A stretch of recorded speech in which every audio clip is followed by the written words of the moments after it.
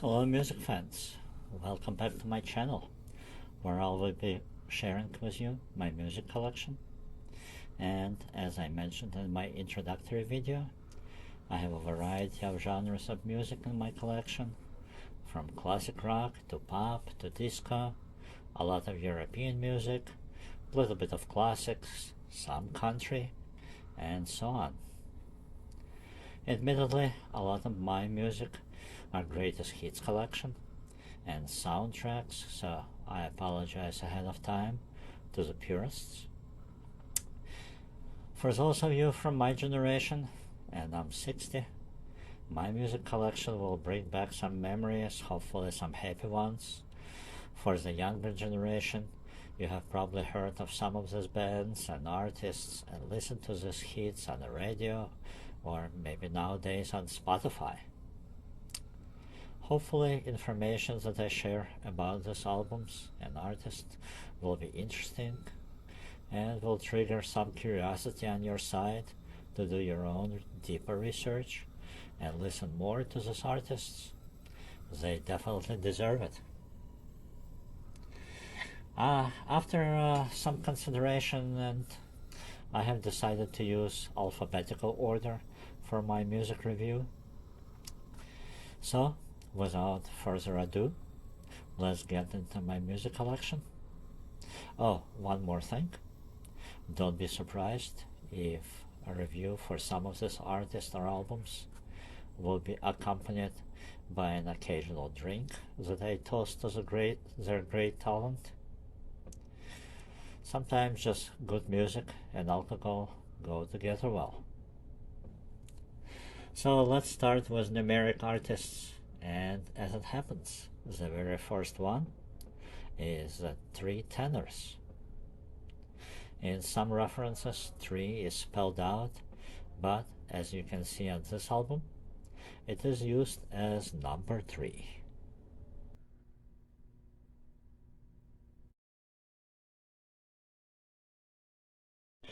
So, 3 Tenors in Concert 1994 album.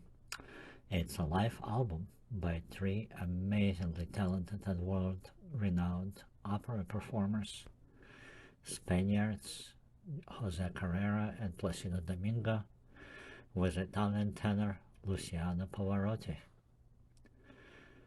This is one of the very few classical music albums in my collection, but I think it's a great example of classic. Album was recorded in Los Angeles on the night before the 1994 FIFA World Cup final, and there is estimated 1.3 billion viewers watched the concert because it was broadcasted all across the world. This was actually the second time they performed together. First concert was 4 years earlier for 1990 FIFA World Cup. And following their big success of 1990 and 1994 concerts, they actually went on a world tour in 96-97. A lot of their performances were in order to collect money for various charities, such as AIDS Foundation, leukemia, cancer, and some others. And a note that Luciano Pavarotti has passed away in 2007. He was 71 and he passed away of pancreatic cancer. And as you listen to the music, I will pour myself some Italian wine and toast to the great Luciano Pavarotti.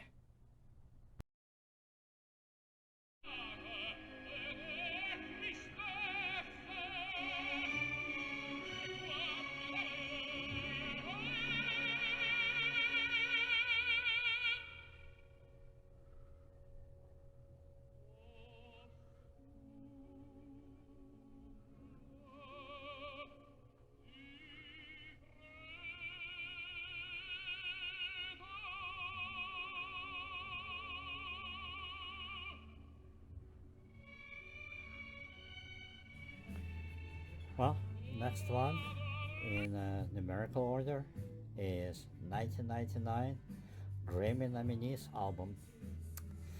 Now, this is a amazing collection of great performers, not only from 1990s but artists who have shown their talents for many decades and who have fans spanning generations. We're talking about Eric Clapton, who started his career in 1960s, also Sting, Madonna.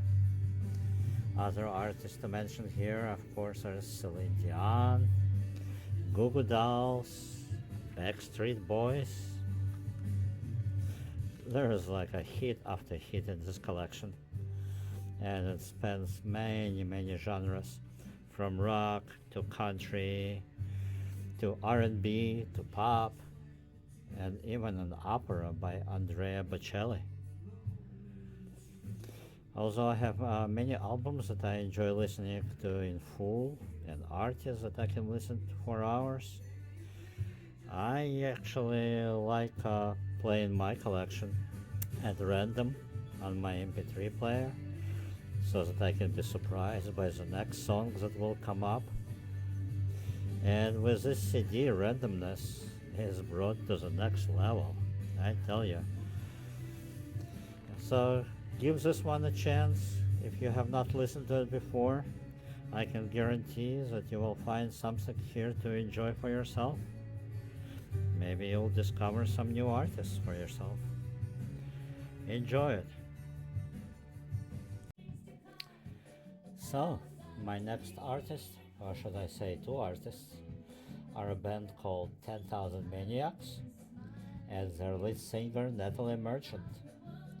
So in my music collection I have a CD of their first commercial success album called In My Tribe that was released in 1987, as well as Natalie's first solo album Tiger Lily that was released in 1995.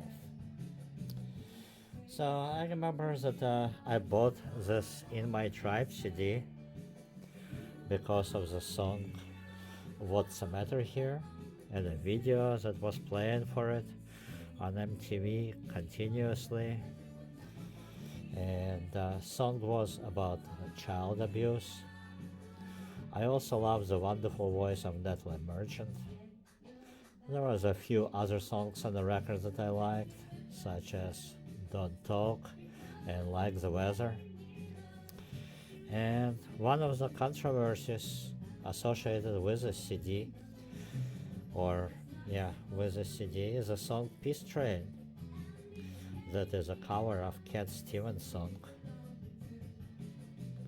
It was actually included on the original release, but then sequential releases in US, when they came out, Cat Stevens was blacklisted by that time, and song was not there anymore. CD that I have still has it. For the younger audience, a little bit of a background. Cat Stevens has converted to a Muslim religion and changed his name to Yusuf Islam. And when Ayatollah Khomeini of Iran declared a fatwa on Salman Rushdie for his book Satanic Verses in 1988, Cat Stevens expressed his support for the fatwa. And if you follow the news, you will know that that fatwa was never actually lifted. And earlier this year, 2022, 34 years later, someone actually tried to kill Salman Rushdie. Crazy, huh? But anyway, so let's get back to the music, away from politics. So Natalie Merchant, she was 17 years old when she joined 10,000 Maniacs in 1981, and in 1993, she decided to leave the band and to start her own solo career. 2 years later, she released Tiger Lily, and it actually peaked at number 13 on Billboard's 200 album chart. and had a few chart singles, such songs as Carnival, Wander, and Jealousy. Recently, band 10,000 Maniacs did a 40-year anniversary tour, but without Natalie Merchant, and also without their original guitarist, Robert Bach, who passed away in 2000 from a liver disease.